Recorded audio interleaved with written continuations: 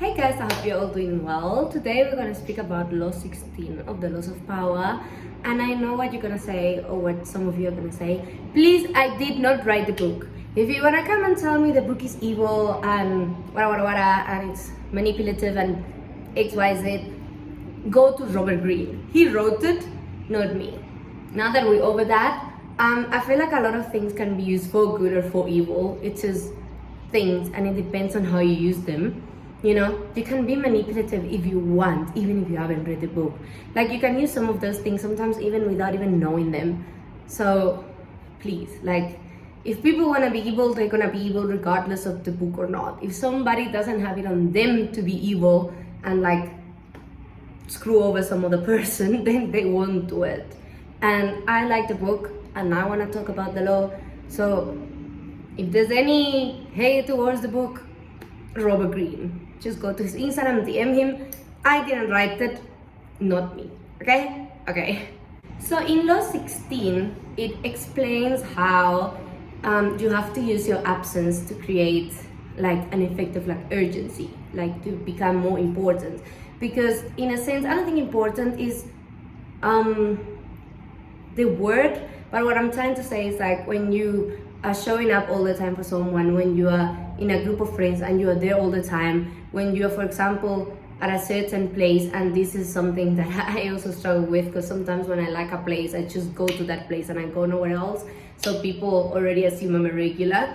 And like, but like things like that, when you show up for someone every time, they will always know they have you there to fall back on. So they will use you. They will not necessarily use you with like evil like intent, but they will know you there. They will definitely take you for granted, that's for sure. And like if you all present, like for example, let's say you're dating a guy and every time he messages you, you're there, you're running after him, you are just very available. Things that are very available are not, you know, scarce, and like things that are scarce sometimes are deemed to have more value.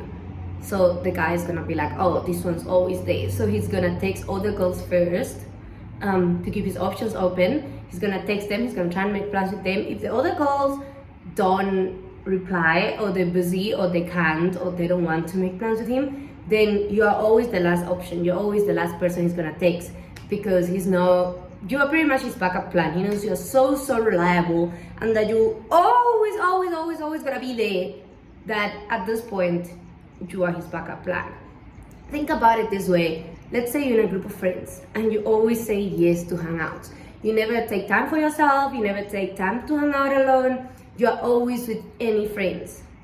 I'm not saying friends are gonna like call you, you know, if the other friends don't want to make plans, because usually in a group of friends, all the friends are ideal to like hang out.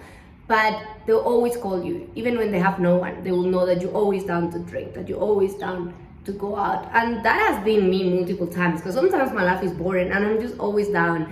And I'm like, I actually need to do things on myself, you know, focus on myself, hang out with myself, take myself on dates, do something different. That's not the same thing with the same people over and over. Because at some point, you're gonna take them for granted, because they're always there with you and they're gonna take you for granted. I don't know if I'm explaining myself, but definitely, more than in friendships, this works more like in romantic relationships, but it definitely can be a thing in friendships, you know. Sometimes they can recognize you as the friend that's just always gonna be there to like help them, to go out with them, to fix their mess if someone makes a mess. You know, if one of your friends, I don't know, it's in jail for some reason, they'll always call you, because they know that even if you're busy, you're gonna leave what you're doing to go help them. It's just so obvious that you're gonna be there. Your presence is just so much taken for granted that you hold pretty much no value. You're not scarce. Like, let's say you go to the shops and there's two bags. One bag that has always been at the shop, it's never like out of stock. Even if people buy it, even if people like it and people use it, they keep restocking it, it's always there. But there's another bag that hasn't been at the store for like 3 months, and then someone comes and sees it, that it's back in stock again. Which bag do you think they're gonna go to first? Obviously the one that's been scarce, because like you don't know when it's gonna be there again. Like the presence is so rare that you just wanna, take advantage of it. I don't know if I'm explaining myself correctly, but yeah. So pretty much create value to scarcity. You don't have to be there all the time. You don't have to hang out with people all the time. You don't have to say yes every time he calls you. It's fine to have plans for yourself. If someone ghosts you, respect the death and go. That's what I said in my past video. And you are probably wondering, why am I bringing up the ghosting again? And this is funny because in the book of the 48 Laws of Power, the first story is about, I'm not trying to simplify it because like Robert Greene uses like a lot of like fancy words and whatever. I'm gonna try and make it less confusing. Okay, so there's two friends and both of these friends have girlfriends. So the one friend and the girlfriend have a fight. So then they tell this other guy, let's call him guy A. I think it was Gideon. I really don't know how to pronounce that name, but let's just call him guy A. So guy A's friend, guy B, has a fight with his girlfriend. And then they make up. They like friends, together again. And then guy B tells guy A, listen, you need to experience the joy of reconciliation. When you go back to your partner after a fight, when you guys make up, the love and the connection that you feel with each other, it's huge. It's so much better than, how we were before. Then guy A, it's like, I wonder what it will feel like. So he goes. I guess that's like the old times way of saying ghosting. He just goes. He leaves. And he leaves his girlfriend. Then the girlfriend of guy A, they haven't had any problems, and she's just sitting there like, what is happening? What is this? What are you doing? But she's obsessed. She's like, what did I do wrong? What happened? I'm confused. And she started sending him letters. And in the book it says that the guy was not only sure that his plan was working, because for his plan to work, she had to be mad and he had to fight for her forgiveness. But she was sending him letters. She was like, my love, what's wrong? What's happening? Whatever. And he was just there like, not caring at all. But he's like, no, I'm not even sure if I want to be with you, because like, I can't breathe. Like, I leave, and instead of you being mad and taking up your space, you're literally running after me. Like, I'm confused. Then after a while, she stops sending him letters. She's like, whatever. But then when guy A comes back to town to his girlfriend is like running towards him, and she hugs him. And you think guy A is happy, but no, guy A is like, what the hell? I just ghosted you. I upped and left. Don't you have respect for yourself? I'm so turned off right now. What are you doing? Literally. And you think he'll be happy because like after all you've done, your girlfriend's still there for you. But he was completely turned off. He was like, no. Like, I'm supposed to fight for your forgiveness and we were supposed to reconciliate, whatever.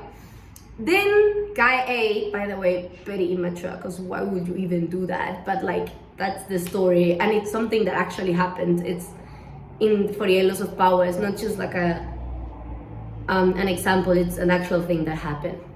So, I'm joking. Like, everyone can do that, honestly. It's just very immature to want to pick a fight out of nowhere. But let's continue with the story. So guy A feels very overwhelmed and he leaves. He dips. Once again, he's gone. Then the girlfriend is like, all right then, I will not see you again.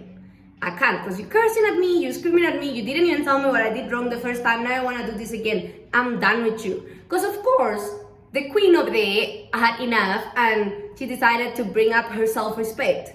And she ignored him. And he was happy in the beginning, thinking, no, my plan is working, now I'm gonna go back and I'm gonna win her over and we're gonna reconciliate. But that didn't work, because his girlfriend was done. She was fed up. She was tired. She did not want him because she didn't understand what this ridiculous plan was. She didn't understand what the hell he was doing. So she's ignoring him. Then slowly, with her absence, he starts missing her, because there's now space for missing, because she's not running after him. He doesn't have her presence constantly, like all over him. There's no letters, there's nothing. And he's like, maybe I fucked up, which he did. But then he is just very confused.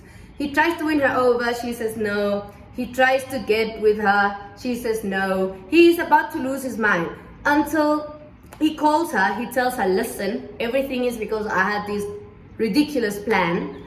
This and this and this happened, and this is why I did it. Then she's like, excuse me? But then she's like, okay, take out a nail. Like, I think it was the pinky nail, like the whole thing. And send me a poem explaining how much you miss me. By the way, absolute queen behavior, because that has to hurt.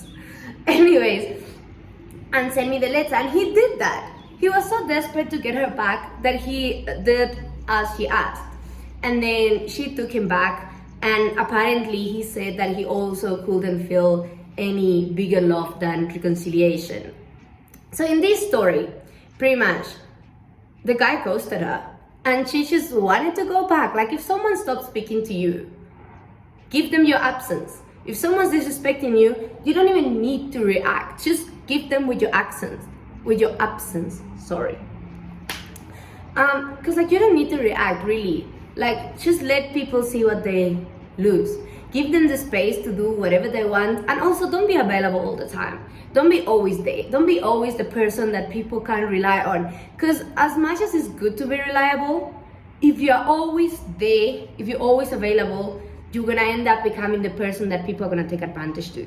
If you're always the person that helps, like, your friends get out of the trouble that they get themselves into, then they're gonna take advantage of you. If you're always the person that answers to make plans, then you're gonna be the last option and they're gonna take advantage of you. What other examples are there? There's just a bunch of examples of different kind of like dynamics within the romantic relationship. The ghosting is also one of them. Like, if you're always running after the person that's ghosting you, that person is not gonna feel your absence. He's not gonna feel like he's being punished. And that sounds bad, but honestly, sometimes the best punishment is not you insulting them, it's just your absence.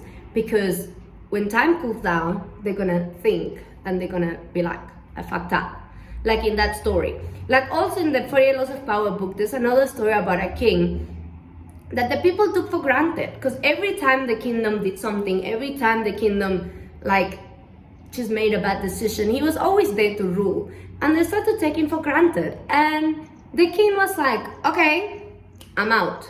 And he stopped ruling. He stopped doing everything. Then when the whole kingdom was in chaos, they were begging him to rule again. And he will rule whenever he pleased. And he said, I don't remember the exact quote, but he said something like, I'd rather hear you saying, I haven't seen you in so long, than why do you show up that much? Because things that you miss have value. Sometimes you need to not be there for your value to be noticed. Because if you're always there, you're gonna get taken for granted. In friendships, but especially in romantic relationships. Mostly in romantic relationships. So yeah, that's all me for today, guys. Oh, also, wait. Another example is at work. If you're always the person like fixing everyone's mess at work or everyone's mess in like a group project at university, best believe that they're not gonna even care to improve. Because why will they? You're there to fix the mess. But now, yes, it's all for me for today. I hope you guys enjoyed it, and I'll see you in the next one. Bye.